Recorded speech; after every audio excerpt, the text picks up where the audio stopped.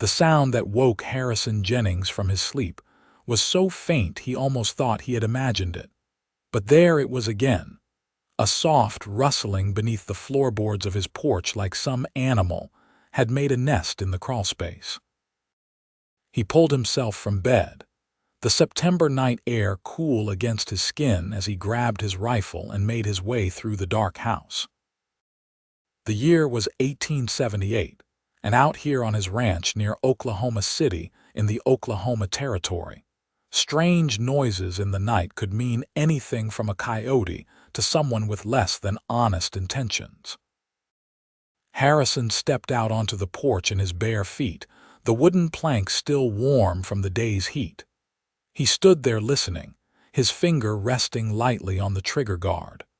The sound came again, but it was not an animal. It was breathing, human breathing, slow and measured like someone trying very hard to remain quiet. He moved to the edge of the porch and knelt down, peering into the darkness beneath. "Come out from under there," he said, his voice firm but not unkind. "I know you are there." The breathing stopped entirely. Harrison waited, counting the seconds. Finally, a voice emerged from the shadows, thin and female. "Please do not shoot me. I will leave. I am sorry." He lowered the rifle slightly. "Come out where I can see you." There was a long pause, then the sound of someone crawling through dirt. A figure emerged into the moonlight, and Harrison found himself looking at a young woman, perhaps in her early 20s, covered in dust and wearing a dress that had seen far better days. Her dark hair hung loose around her shoulders, tangled with bits of dried grass. Even in the pale light, he could see the exhaustion etched into her features. "How long have you been sleeping under my porch?" he asked. She stood slowly, brushing ineffectually at her ruined dress. "3 nights. I did not think anyone would notice. I will go now." Harrison studied her for a long moment. She was thin, too thin, and the way she swayed slightly told him she had not eaten properly in days. "Where exactly do you plan to go at this hour?" "I do not know. Away." "When did you last eat?" The question seemed to catch her off guard. She looked away, her jaw working as if trying to decide whether to answer.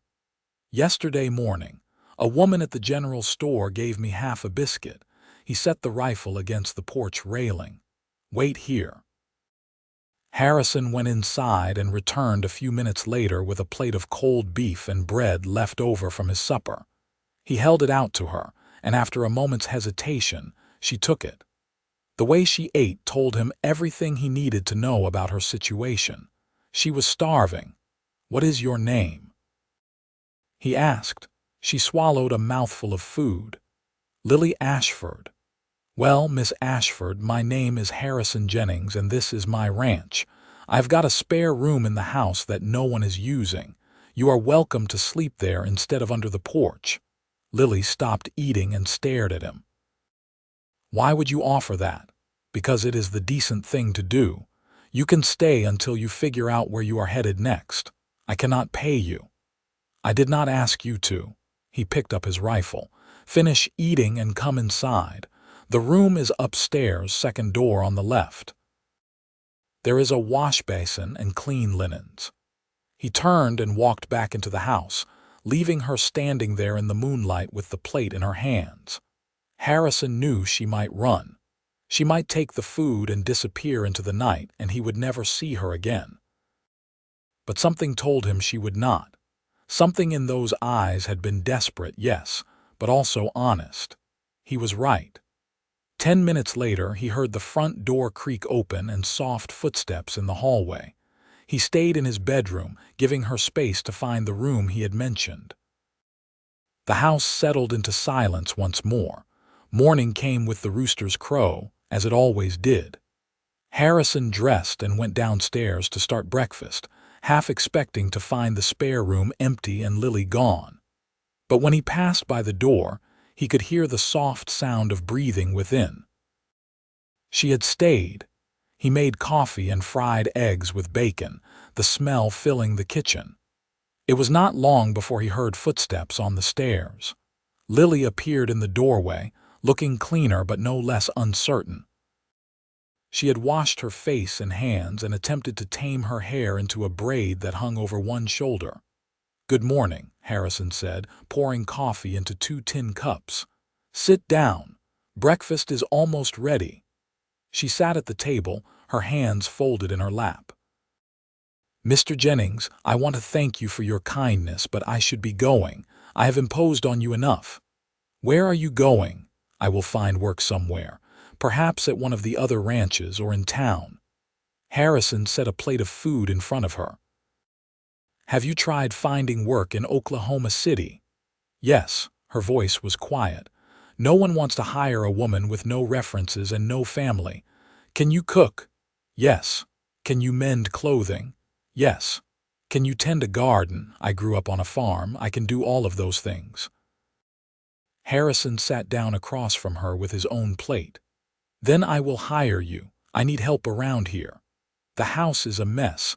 I cannot cook worth a damn beyond the basics, and my clothes are falling apart.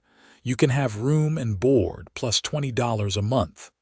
Lily looked at him with wide eyes. "You do not even know me." "I know you were desperate enough to sleep under a stranger's porch for 3 nights rather than steal from him. That tells me something about your character." He took a bite of bacon. "Besides, I could use the help. This place has been falling apart since my mother passed 2 years ago. I am sorry for your loss." "Thank you." He met her gaze directly. "So what do you say, Miss Ashford? Do we have an agreement?" She looked down at her plate, and he could see her throat working. When she looked up again, there were tears in her eyes. "Yes, Mr. Jennings, we have an agreement." The first few days were awkward, as might be expected when 2 strangers suddenly found themselves sharing a house. Harrison spent his days working the ranch, tending to his small herd of cattle and the horses he bred and trained. Lily threw herself into cleaning the house with a fervor that suggested she wanted to prove her worth as quickly as possible.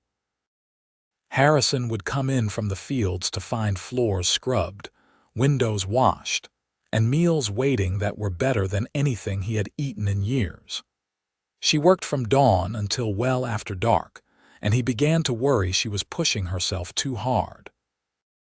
On the 4th evening, he found her in the kitchen washing dishes, her shoulders slumped with exhaustion.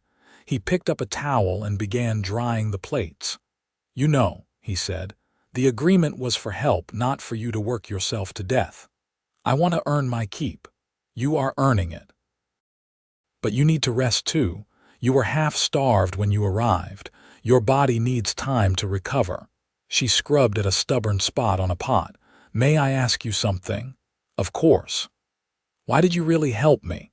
And please do not say it was just the decent thing to do."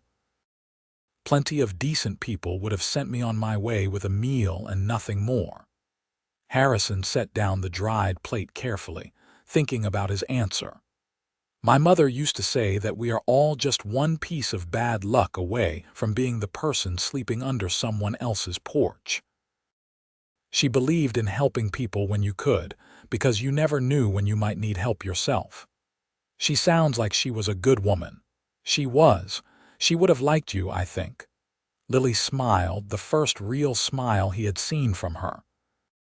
It transformed her face, chasing away some of the haunted look that had been there since the night he found her.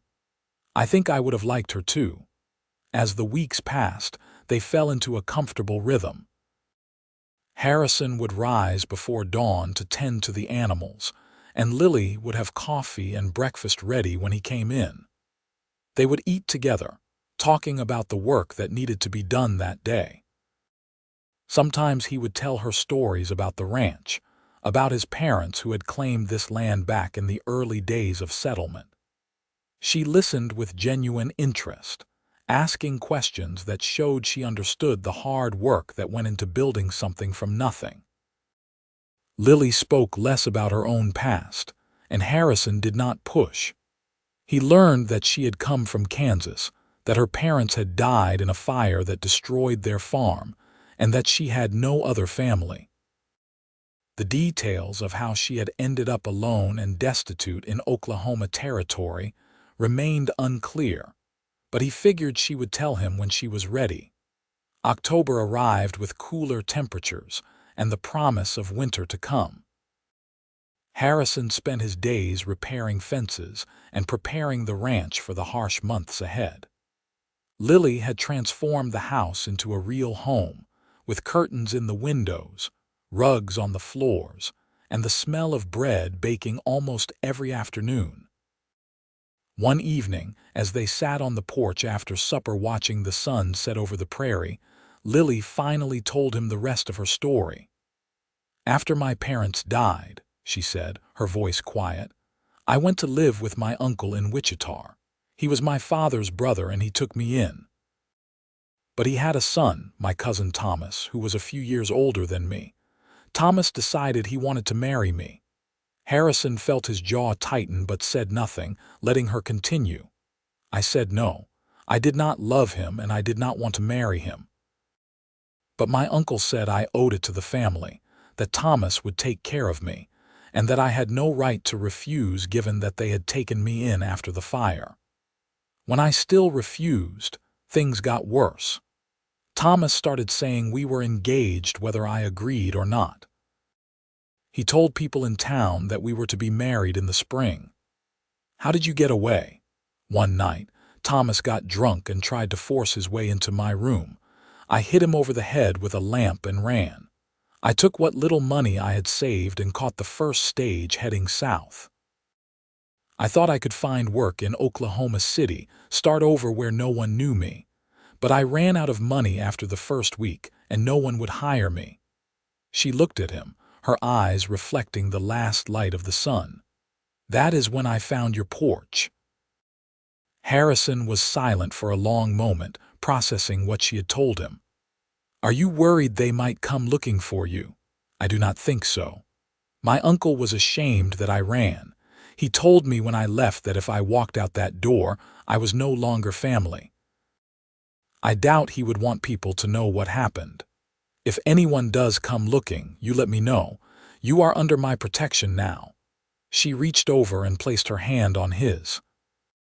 It was the first time she had touched him since that night on the porch, and he felt the warmth of her skin like a brand. "Thank you, Harrison, for everything." He turned his hand over, gently squeezing her fingers. "You are welcome, Lily." It was in that moment, with their hands clasped together in the fading light, that Harrison realized his feelings for her had shifted into something deeper than simple charity or friendship. He cared for her, worried about her, wanted to see her smile. The house felt empty when she was not in it, and he found himself looking forward to their evening conversations more than anything else in his day. But he said nothing about these feelings. She had been through enough, had fled one man who wanted to force her into something she did not want. The last thing she needed was her employer making unwanted advances. So he squeezed her hand once more, then let go and changed the subject to something safer. Winter arrived in earnest in late November, bringing with it bitter winds and occasional snow.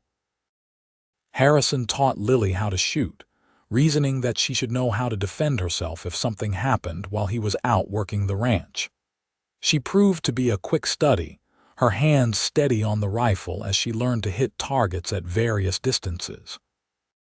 They spent more time together indoors as the weather worsened, and Harrison found himself noticing little things about her. The way she hummed while cooking, the concentration on her face when she mended his shirts, the sound of her laughter when he told her a funny story about one of the horses. She had filled out since arriving, her face no longer gaunt with hunger, and he thought she was beautiful. He was fairly certain she had no idea how he felt. She treated him with warmth and friendliness, but nothing suggested her feelings went beyond gratitude and companionship. Harrison told himself that was fine, that he was content just having her there, making his house a home. Christmas came, and Harrison surprised Lily with a gift, a bolt of deep blue fabric he had bought in town that he thought would complement her eyes. She had been delighted, insisting she would make a new dress from it immediately. Her gift to him was a thick wool scarf she had knitted during the evenings when he thought she was just sitting by the fire reading. He wore it every day after that, even when it was not particularly cold, just because she had made it for him. January brought a blizzard that lasted 3 days, trapping them inside the house together. They played cards, read books aloud to each other, and talked about everything and nothing. It was during one of those long conversations, with snow piling up outside the windows, that Lily asked him why he had never married. "I came close once," he admitted. "There was a girl, Sarah, back when I was about 20. We courted for nearly a year, and I thought we would get married. But she decided she did not want to be a rancher's wife. She wanted to move to a city, have an easier life. I could not blame her for that. This life is not easy. You still think about her, not for a long time now." He studied Lily's face in the firelight. "What about you? Was there anyone before Thomas?" "There was a boy when I was younger, before my parents died. His name was Peter. He worked on a neighboring farm, and we used to talk whenever our families would visit. I thought maybe someday we might court properly." She smiled sadly. "But then the fire happened, and I had to leave, and I never saw him again. I am sorry. It was a long time ago. We were just children, really. I doubt it would have come to anything." She set down her cards. "Harrison, can I ask you something? Anything? Do you ever get lonely out here?" The question caught him off guard with its directness. "Sometimes," he admitted. "Less so since you arrived." She looked at him then, really looked at him, and he saw something shift in her expression. "I am glad I ended up under your porch that night. So am I." The air between them felt charged, heavy with words unspoken. Harrison wanted to lean forward to close the distance between them, to tell her that he thought about her constantly, that she had become the most important part of his day. But fear held him back. Fear that he was misreading the situation, that she would feel obligated to return his feelings because he had helped her, that he would ruin the easy friendship they had built. The moment passed. Lily picked up her cards again, and they continued their game as the wind howled outside. February arrived, and with it came the slow work of preparing for spring. Harrison spent his days checking on the cattle, making sure they had survived the worst of winter. Lily began planning her garden, marking out where she would plant vegetables and herbs once the ground thawed. It was on a relatively warm day in late February that everything changed. Harrison had ridden into Oklahoma City to pick up supplies, leaving Lily alone at the ranch. When he returned in the late afternoon, he found her standing on the porch with the rifle in her hands, her face pale. "What happened?" he asked, dismounting quickly. "There was a man here. He came about an hour after you left. He asked if this was the Jennings ranch, and when I said yes, he asked if there was a young woman living here." Harrison felt ice in his veins. "What did you tell him?" "I said I was the housekeeper and asked who he was looking for. He described me, Harrison. He knew what I looked like. Said his name was Thomas Ashford and he was looking for his cousin who had run away from home. Where is he now?" I told him I had not seen anyone matching that description and suggested he try some of the other ranches. He seemed to believe me, but Harrison, what if he comes back? What if my uncle sent him to bring me home? Harrison took the rifle from her gently and set it aside, then took both her hands in his. "Listen to me. You are not going anywhere you do not want to go. This is your home now, and I will not let anyone take you away. You do not understand. Thomas is not a man who gives up easily. And my uncle has money and influence. If they decide they want me back, they could cause trouble for you. I do not care about trouble. I care about you." The words came out before he could stop them, raw and honest. "Lily, I care about you more than I have cared about anyone in a very long time. You are not just my housekeeper. You are my friend and you have become very important to me. I will not let them force you into anything." Tears welled up in her eyes. "Harrison, I do not want to bring problems to your door. You have not brought anything but light into my life. And if your cousin comes back, we will deal with it together." She pulled one hand free and reached up to touch his face, her palm warm against his cheek. "How did I get so lucky as to find you? I ask myself the same question every day about you." This time, when the moment stretched between them, Harrison did not pull back. He leaned forward slowly, giving her every chance to move away, and when she did not, he kissed her. It was soft and gentle, a question more than a statement. She answered by kissing him back, her arms coming up to wrap around his neck. When they finally broke apart, both breathing hard, Harrison rested his forehead against hers. "I have wanted to do that for months." "I know," she said, and he could hear the smile in her voice. "I have been waiting for you to work up the courage. You knew, Harrison, I have seen the way you look at me, the same way I look at you when you are not watching." He pulled back enough to see her face. "How long? Since Christmas, maybe earlier." "I was not sure at first if it was just gratitude or something more. But then during the blizzard, when we were snowed in together, I realized I did not want to be anywhere else. I did not want to be with anyone else. I was afraid to say anything. After what you went through with Thomas, I did not want you to think I was trying to take advantage of you. You could never be anything like Thomas. You gave me a choice in everything, treated me with respect, let me find my own footing. That is what made me fall in love with you." Harrison's heart stuttered in his chest. "You love me?" "Yes," she said simply. "I love you. I love you too, Lily. God, I love you so much." He kissed her again, deeper this time, pouring months of restrained feelings into it. When they finally broke apart, the sun was setting, painting the sky in shades of orange and pink. "We should go inside," Harrison said. "We need to figure out what to do about Thomas." "Can we have just a little while longer?" Lily asked. "Before we deal with all of that. Just a few minutes where it is just you and me and nothing else." Harrison smiled and pulled her close, wrapping his arms around her. "We can have as long as you want."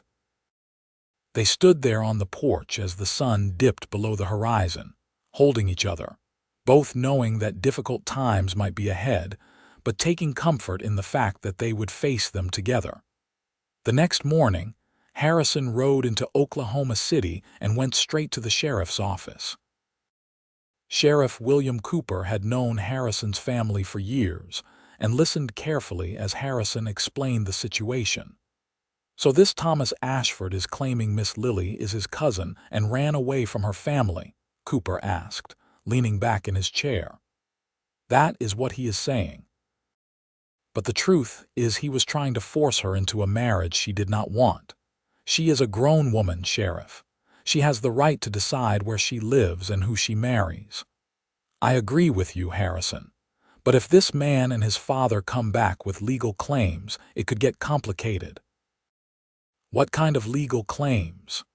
"If they claim she took money or property that belonged to the family, they could try to have her arrested for theft. Or they could claim she is mentally unfit and needs to be returned to her guardian's care. I have seen men use all sorts of tricks to get control over women they think belong to them." Harrison felt his anger rising but forced himself to stay calm. "What can we do to protect her?" Cooper thought for a moment. "The simplest solution would be for her to marry someone else. Once she is a married woman, her husband becomes her legal guardian, not her uncle. And if she is married to you, which I assume is where this is heading, then her cousin has no claim on her at all. We have talked about marriage, but I do not want her to feel like she has to marry me just to be safe. Then you need to make sure she knows she has a choice. But Harrison, if this Thomas fellow is determined, marriage might be the only thing that keeps her out of his reach." Harrison thanked the sheriff and rode back to the ranch, his mind churning. When he arrived, he found Lily in the kitchen making bread, her hands covered in flour. She looked up when he entered, worry clear in her eyes. What did the sheriff say? He told her everything, watching her face carefully. When he finished, she set down the dough she had been kneading and washed her hands. "So the solution is for me to marry you?" she asked quietly. "It is one solution. But Lily, I need you to understand something. I want to marry you, have wanted it for weeks now, but not like this. Not because you are being forced into it by circumstances. I want you to marry me because you want to be my wife, because you love me and want to build a life together. I do want that. But do you want it now, or do you feel like you have to do it to protect yourself?" She came around the table and took his hands. "Harrison, if Thomas had never shown up, if there was no threat at all, I would still want to marry you. I love you. I want to wake up next to you every morning for the rest of my life. I want to build a family with you, grow old with you. Yes, the timing is not ideal, but that does not make my feelings any less real. Are you sure?" "I have never been more sure of anything." Harrison reached into his pocket and pulled out a small box. Inside was a ring that had belonged to his mother, a simple gold band with a small ruby stone. "I bought this into town with me this morning, hoping you might say yes. Lily Ashford, will you marry me?" Tears streamed down her face as she nodded. "Yes, Harrison. Yes, I will marry you." He slipped the ring onto her finger and it fit perfectly. Then he kissed her, and for a moment all the worry and fear melted away. They were married 3 days later in a small ceremony at the church in Oklahoma City. Sheriff Cooper served as a witness along with the church minister's wife. It was simple and quick, but when Harrison said his vows, looking into Lily's eyes, he meant every word with his whole heart. Lily wore the dress she had made from the blue fabric he had given her at Christmas. She had stayed up late the past few nights finishing it, and the result was beautiful. As they stood before the minister, Harrison thought he had never seen her look more radiant. "I now pronounce you husband and wife," the minister said. "You may kiss your bride." Harrison did, gently and reverently, aware that this kiss was different from all the others. This one made her his wife, bound them together in the eyes of God and the law. When they broke apart, she was smiling through tears of joy. They filed the marriage certificate with the county clerk immediately after the ceremony, making sure there was a legal record of their union.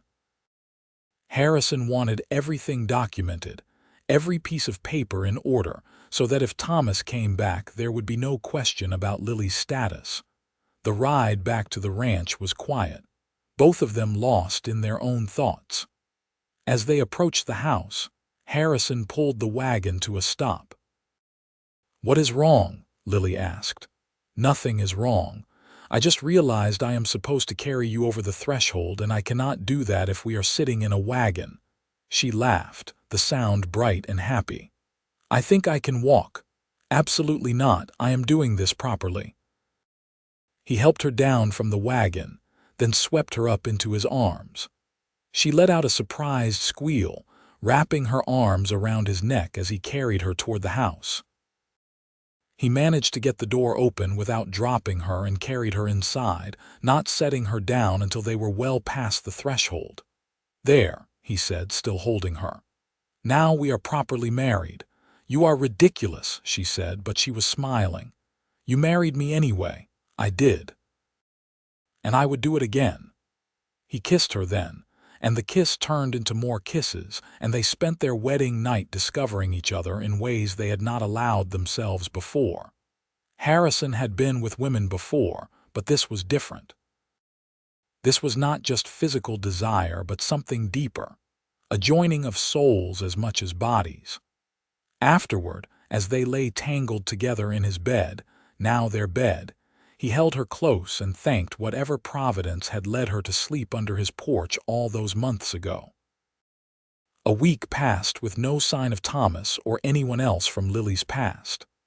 Harrison began to hope that maybe the marriage had been enough, that her cousin had given up and gone home. But his hopes were dashed when he was out mending a fence on the far edge of his property and saw 3 riders approaching. He recognized Thomas from Lily's description, a tall man in his late 20s with dark hair and an arrogant way of sitting his horse. The other 2 men were older, one heavyset and well-dressed, the other lean and wearing a gun belt that suggested he was hired muscle. Harrison set down his tools and waited for them to reach him, his hand resting casually near his own pistol. "You Harrison Jennings?" the heavyset man asked. "I am, and you are, Samuel Ashford. I believe you have my niece living on your property." "If you are referring to Lily, she is not just living on my property. She is my wife. We were married last week." Samuel's face turned red. "That is impossible. She is engaged to my son." "She was never engaged to your son. She made it clear she did not want to marry him and you tried to force her. When she refused, she exercised her right to leave. Now she is a married woman, which means she is under my protection, not yours." Thomas urged his horse forward. "That marriage is not legal. She had no right to marry without her family's permission." "She is 22 years old," Harrison said calmly. "She does not need anyone's permission, and the marriage is completely legal. It is registered with the county clerk in Oklahoma City. You are welcome to go check the records if you do not believe me." "Where is she?" Samuel demanded. "I want to see my niece." "She does not want to see you." "I do not care what she wants. She is family and we are taking her home." Harrison's voice went cold. "You are not taking her anywhere. She is my wife and this is her home. Now I suggest you turn around and ride back to wherever you came from before this gets unpleasant." The man with the gun belt spoke for the first time. "That sounds like a threat." "It is a fact. You are on my land making demands about my wife. I am within my rights to defend my property and my family." Samuel seemed to realize he was not going to win this confrontation.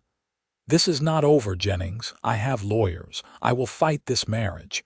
You do that, but you will lose. And while you are wasting your time and money, Lily will be here with me, where she belongs." The 3 men stared at him for a long moment. Then Samuel jerked his horse's reins and turned back the way they had come. Thomas followed, but not before giving Harrison a look of pure hatred. The gunman tipped his hat mockingly before riding after them. Harrison watched until they were out of sight, then gathered his tools and rode back to the house. He found Lily in the kitchen, and one look at his face told her something had happened. "They came, did not they?" "Yes. Your uncle, your cousin, and someone who I think was hired help. I told them you were my wife and they had no claim on you. They threatened to fight the marriage legally, but I do not think it will go anywhere." Lily sat down heavily in a chair. "I am sorry, Harrison. I never meant to bring all this trouble to you." He knelt in front of her, taking her hands. "You listen to me. You are worth any amount of trouble. I meant what I said in my vows. I am your husband and I will protect you. They cannot hurt you now. What if they try something anyway? What if they do not care about the law? Then we will deal with it. But Lily, you need to trust that I will not let anything happen to you. Can you do that?" She looked into his eyes and slowly nodded. "Yes, I trust you." "Good. Now, I am going to ride into town tomorrow and talk to the sheriff again, let him know what happened. I want him aware in case they try to cause trouble in Oklahoma City." The next few weeks were tense. Harrison hired 2 ranch hands, partly because he needed help with the spring work, but also because he wanted more people around the property. He taught Lily to shoot a pistol in addition to the rifle, and they developed a system where she would fire a shot into the air if there was trouble while he was out working. But as March turned to April and then May, with no sign of the Ashfords, Harrison began to relax. Sheriff Cooper sent word that he had received a letter from a lawyer in Wichita making inquiries about the marriage. But after the sheriff sent back copies of the marriage certificate and a strongly worded letter about harassment, there had been no further communication. "I think they have given up," Harrison said one evening as he and Lily sat on the porch watching the sunset. "Your uncle probably realized it would cost more to fight this than it is worth." "I hope you are right," Lily said, but she did not sound entirely convinced. "Even if I am wrong, even if they try something else, we will handle it, together." She leaned her head against his shoulder. "I know, I just wish it was over, that I could stop looking over my shoulder. Give it time."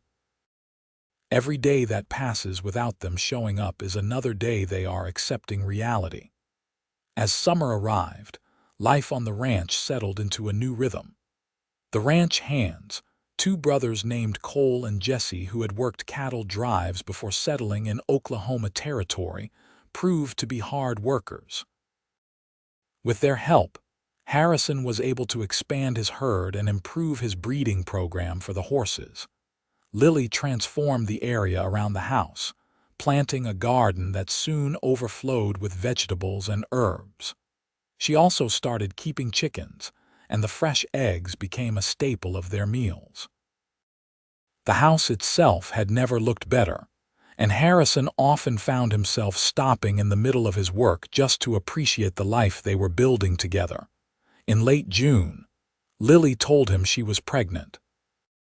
They were sitting at the dinner table when she said it, her voice soft but her eyes bright with joy.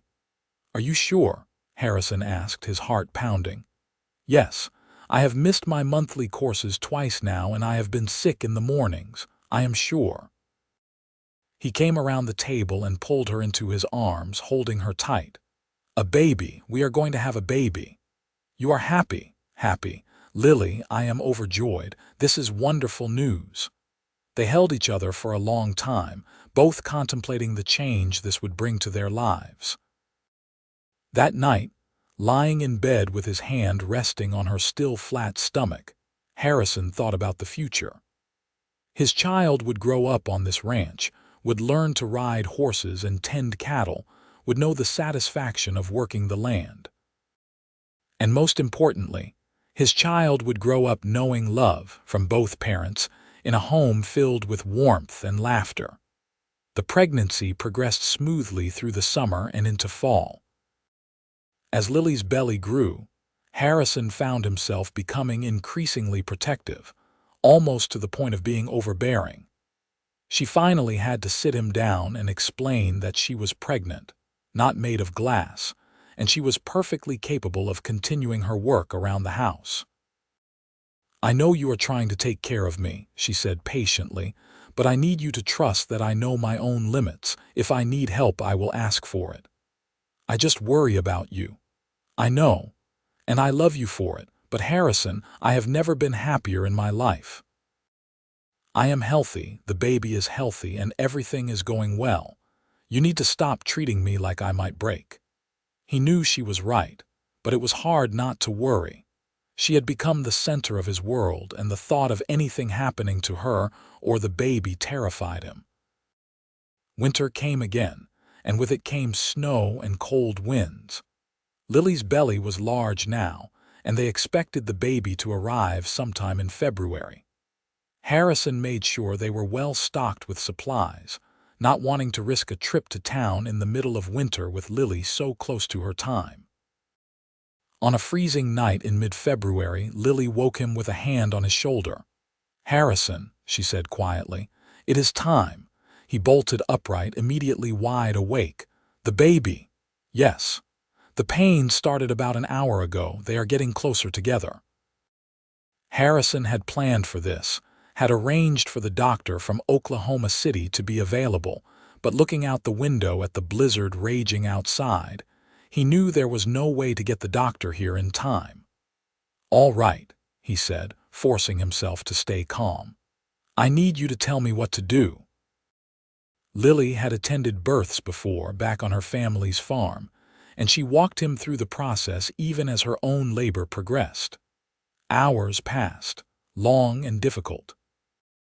Harrison had faced angry bulls and wild horses without flinching, but watching Lily in pain, knowing there was little he could do to help, was the hardest thing he had ever endured.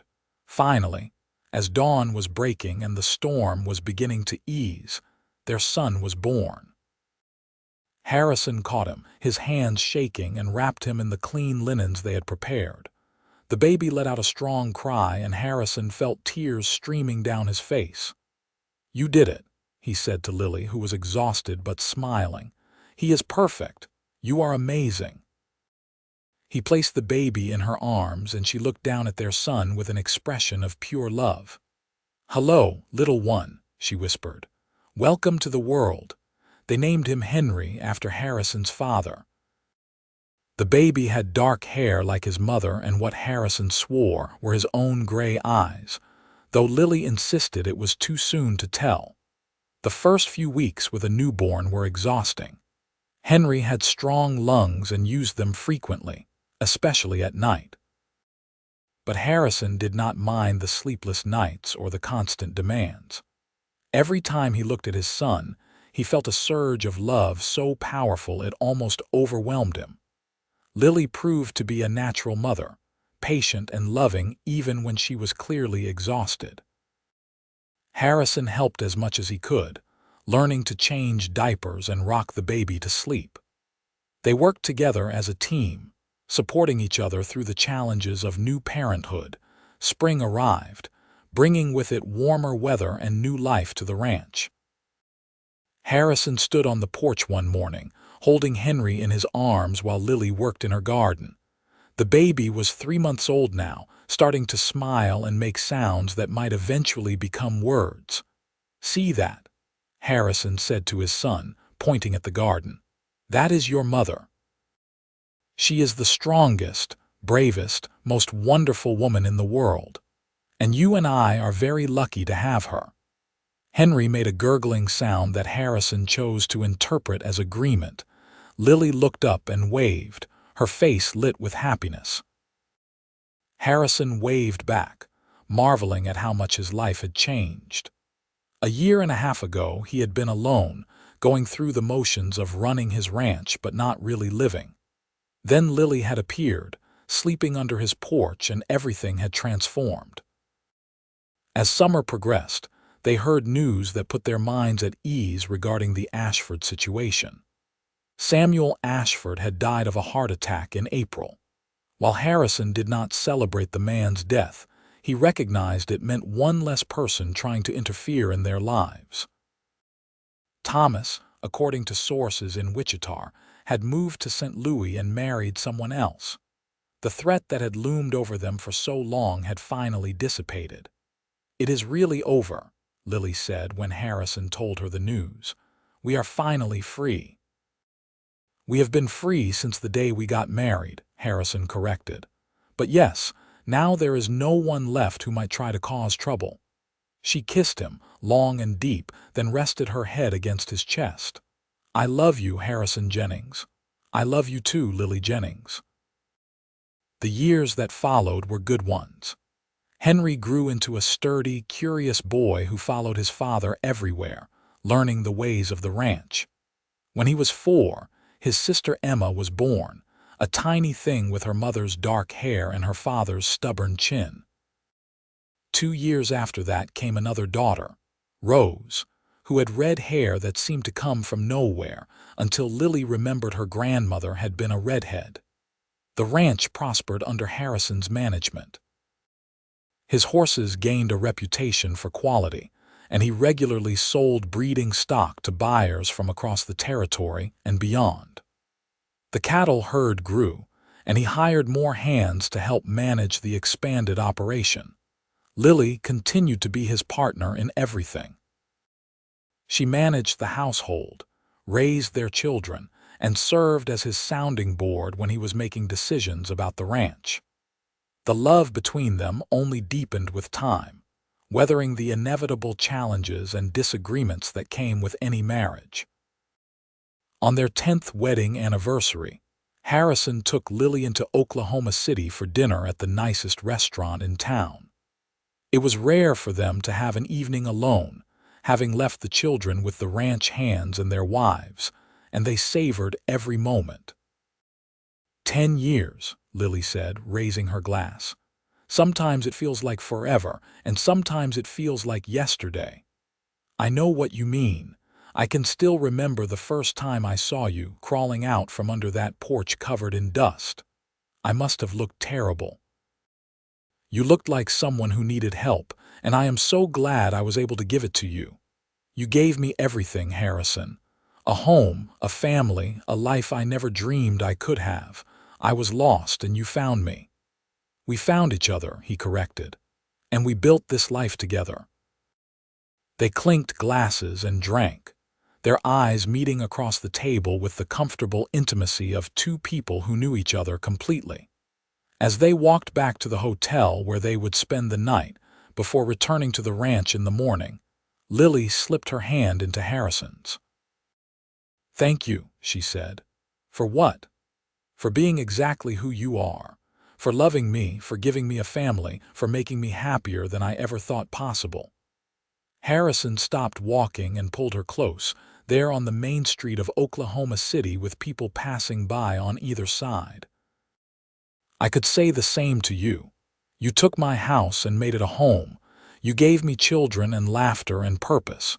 You are the best thing that ever happened to me, Lily Jennings. Even better than that prize stallion you bought last year," he laughed. "Even better than the stallion." "I love you, Harrison. I love you too. Always." They continued walking hand in hand, two people who had found each other in the unlikeliest of circumstances and built something beautiful together. Behind them, the sun was setting over Oklahoma City, painting the sky in brilliant shades of orange and red. Ahead of them lay the road home, to their ranch, their children, and the life they had created together. Years continued to pass, each one bringing new challenges and joys. Henry grew into a young man who shared his father's passion for horses and his mother's compassionate heart. Emma proved to be a natural leader, organizing her siblings and the ranch hand's children into elaborate games and adventures. Rose was the quiet one, preferring books and drawing to outdoor activities, though she had a stubborn streak that sometimes surprised everyone. Harrison watched his children grow with pride and just a touch of melancholy. Time moved so quickly, each year passing faster than the last. He was in his 40s now, his hair starting to gray at the temples, but he felt strong and healthy. Lily had matured into a woman of confidence and grace, beloved by everyone in the community for her kindness and practical wisdom. When Henry turned 18, Harrison sat down with him to discuss the future of the ranch. He had always planned to pass the operation on to his son, assuming that was what Henry wanted. "I love the ranch, Pa," Henry said, "and I want to be part of it.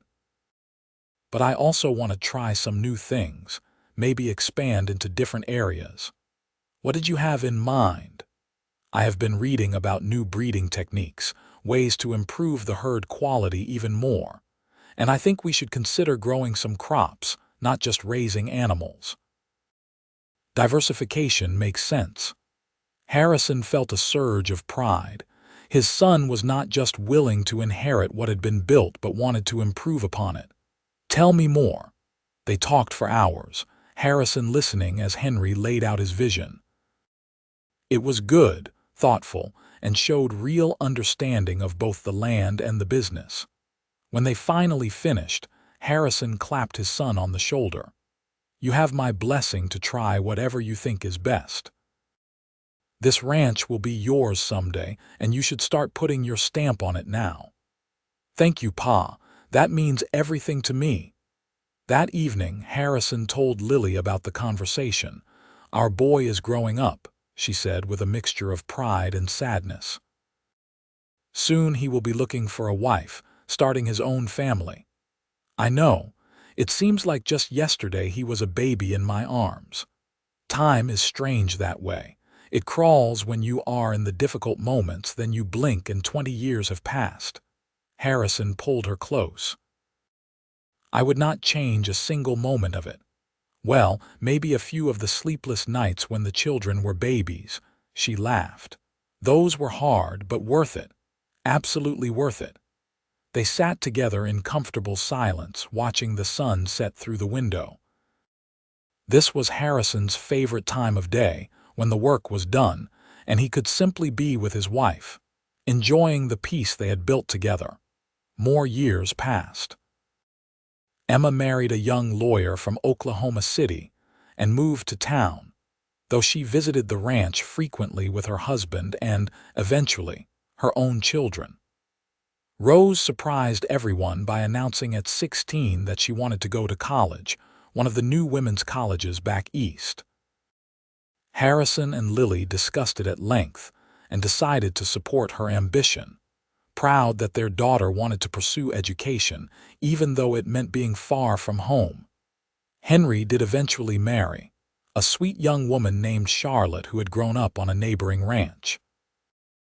They had a small wedding at the church in Oklahoma City, and watching his son exchange vows, Harrison was transported back to his own wedding day, remembering how nervous and happy he had been. "What are you thinking about?" Lily whispered beside him. "Our wedding. How young we were, how uncertain about the future.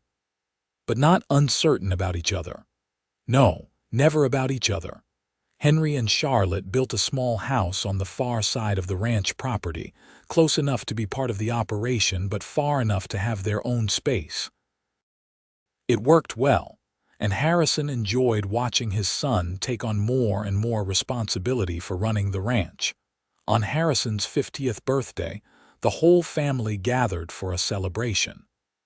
Emma came from town with her husband and 3 children. Rose made the trip from Boston, where she was now teaching at a school for girls. Henry and Charlotte were there with their 2 young sons. The house was full of laughter and noise, exactly the way Harrison liked it.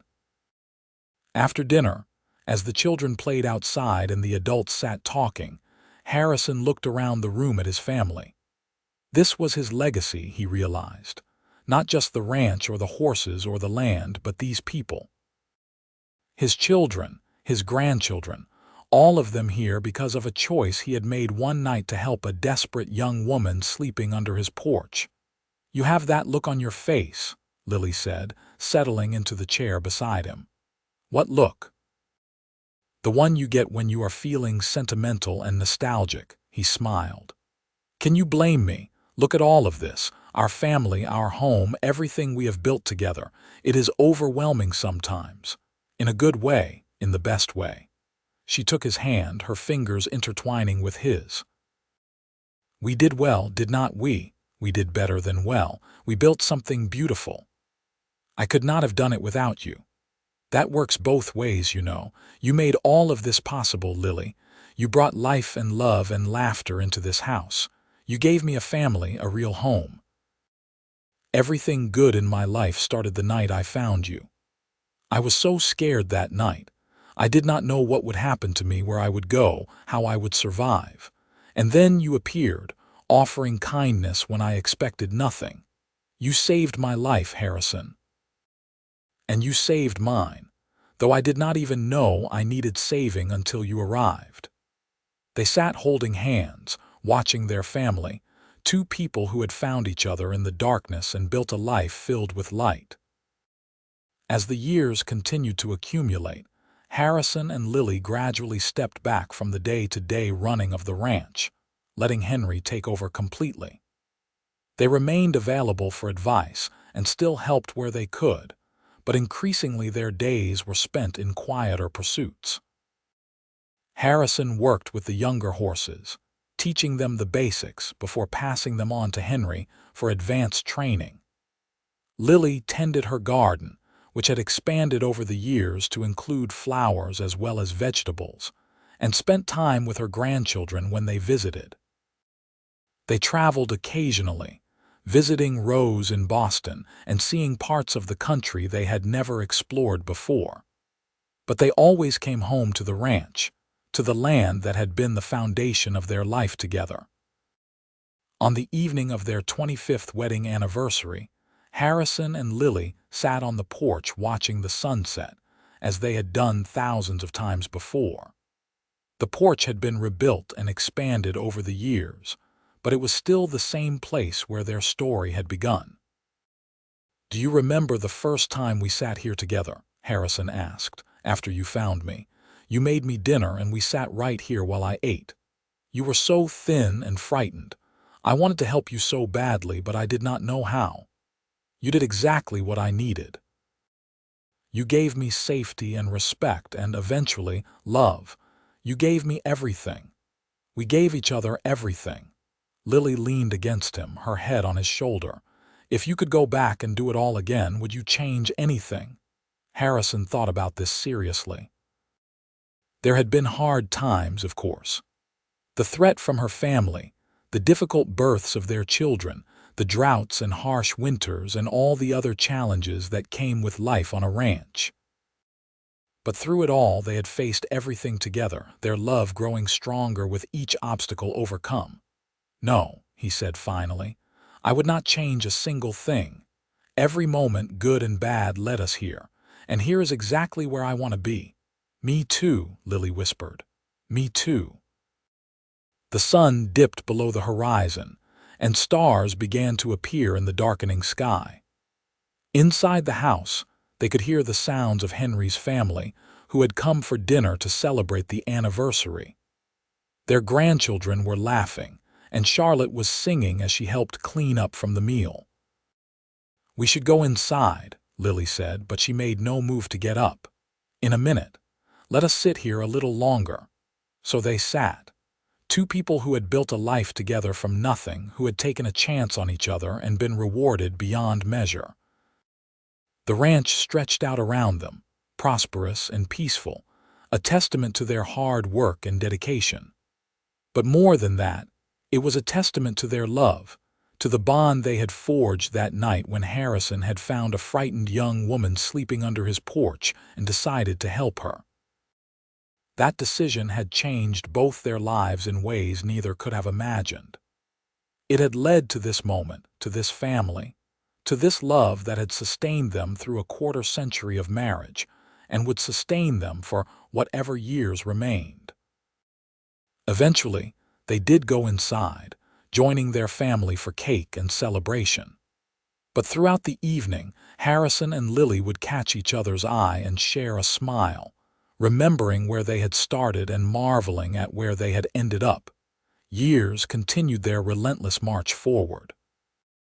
Harrison and Lily entered their 60s, their hair now mostly gray, their bodies showing the inevitable signs of age. But their love remained strong, perhaps stronger than ever, tempered by time and tested by trials. Emma's children were nearly grown now, her oldest daughter planning her own wedding.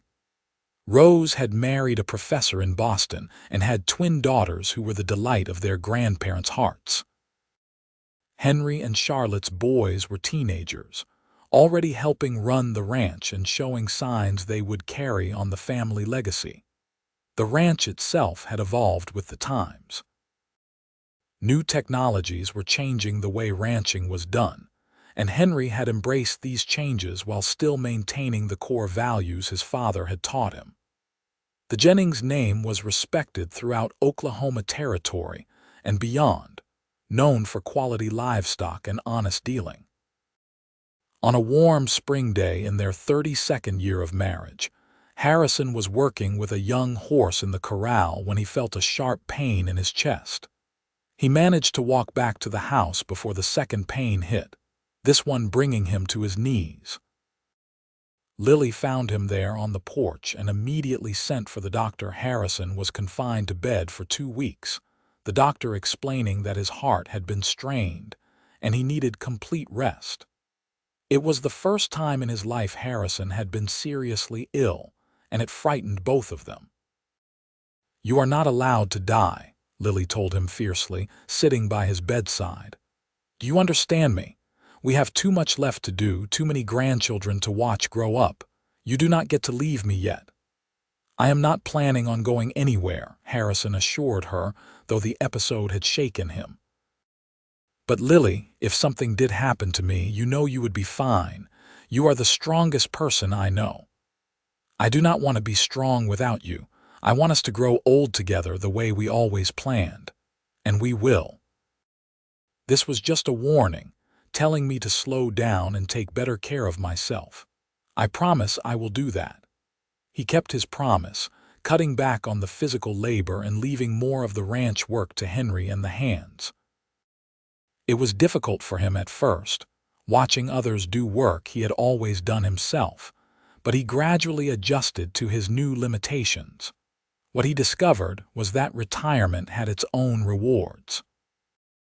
He had more time to spend with Lily, to travel and visit their children, to simply enjoy the life they had built. They would sit together for hours, talking or reading or just being in each other's presence. "You know what I realized?"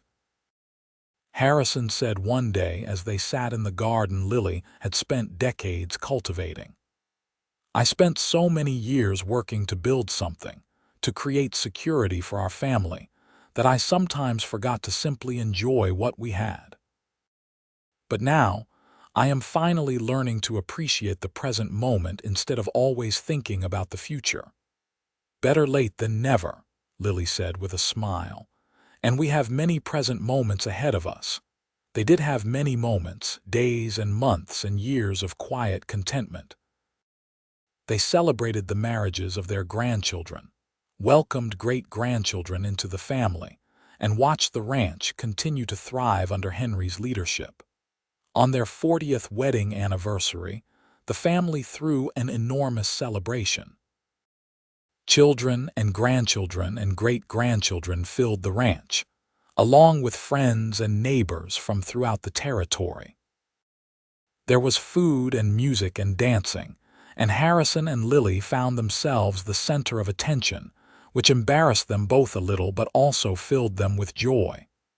40 years, Henry said in his toast. "My parents have been married for 40 years, and in all that time, I have never seen them be anything other than devoted to each other. They taught me what love looks like, what partnership means, what it takes to build a life with someone. They are the foundation of this family, and we are all blessed to have them." There was not a dry eye in the crowd as Harrison and Lily stood together, his arm around her waist, her hand resting over his heart. "I did not prepare a speech," Harrison said. "I am not good with fancy words. But I want you all to know that every good thing in my life came from the choice I made one night 40 years ago to help a young woman who needed it. Lily, you are my heart, my home, my everything. Thank you for 40 years of love and laughter and partnership. I look forward to many more." "I love you," Lily said simply, tears streaming down her face. "Then, now, and always." They kissed, and their family erupted in applause and cheers. As the celebration continued around them, Harrison looked at the faces of his children, grandchildren, and great-grandchildren. All of them were here because of the love between him and Lily, because of the choice they had made to build a life together. He thought back to that night so long ago when he had heard strange sounds under his porch. If he had ignored them, if he had simply scared her away, none of this would exist. He would have lived and died alone, his ranch eventually passing to some distant relative. There would be no children, no grandchildren, no family gathering to celebrate love and commitment. But he had not ignored the sounds. He had investigated and he had helped, and that simple act of kindness had blossomed into a love story that had spanned 4 decades and counting.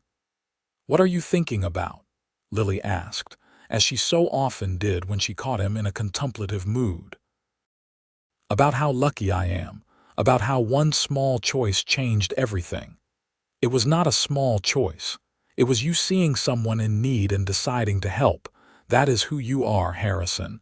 That is who you have always been. Maybe. But I am still lucky that you were the one sleeping under my porch that night and not someone else." She laughed, the sound as beautiful to him now as it had been when he first heard it all those years ago. "I suppose we are both lucky then. The luckiest people in the world," he agreed. The party continued long into the night, but eventually, people began to drift away. Their children helped clean up, then headed to their own homes, leaving Harrison and Lily alone in the house that had been their haven for 4 decades. They walked out onto the porch together, looking up at the stars that had witnessed so many moments of their life together. 40 more years, Harrison asked, only half joking. "If we are blessed," Lily replied. "Though we would both be over 100. I would still love you at 100. And I would still love you." They stood there holding hands, two people who had found each other in the darkness and built a beacon of light that had guided their family for generations. The ranch was quiet around them, peaceful and prosperous, a testament to their hard work and enduring love. Inside the house, the clock chimed midnight, marking the end of their anniversary and the beginning of another year together. They went inside, locking the door behind them, ready for whatever the future might bring as long as they faced it together. The years that followed were gentle ones. Harrison's health remained stable, though he moved more slowly and tired more easily. Lily's hands became arthritic, making some of her beloved gardening difficult, but she adapted, finding new ways to do the things she loved. They were in their 70s now, old by any standard, but still sharp of mind and quick to laugh. Their great-grandchildren adored them, climbing into their laps to hear stories about the old days, about how the ranch had been built, about the history they had lived through. Harrison loved telling the story of how he and Lily had met, always making her blush when he got to the part about falling in love with her. "Tell us again, great-grandpa," the children would beg. "Tell us about finding great-grandma under the porch." And he would tell it again, never tiring of the story because it was the story of his life, the moment when everything changed for the better. On a quiet evening in late autumn, Harrison and Lily sat together on the porch wrapped in blankets against the cool air. The leaves were changing color, painting the landscape in shades of gold and red. It was Harrison's favorite time of year, always had been. "I have been thinking," Lily said softly, "about what happens after." "After what? After we are gone? Do you think people will remember us?" Harrison considered this. "Our children will remember us. Our grandchildren and great-grandchildren will remember the stories, and the ranch will stand as a testament to what we built together." "Is that not enough?" "More than enough," she agreed. "I just want them to know how happy we were, how much we loved each other. I want them to know that true love is real, that it is worth fighting for, worth building a life around." "They know," Harrison assured her. "Anyone who has seen us together knows that. We have shown them by example what love looks like. I hope so. I hope we have given them something worth having. We have given them everything worth having. Love, family, a sense of belonging. Those are the things that matter."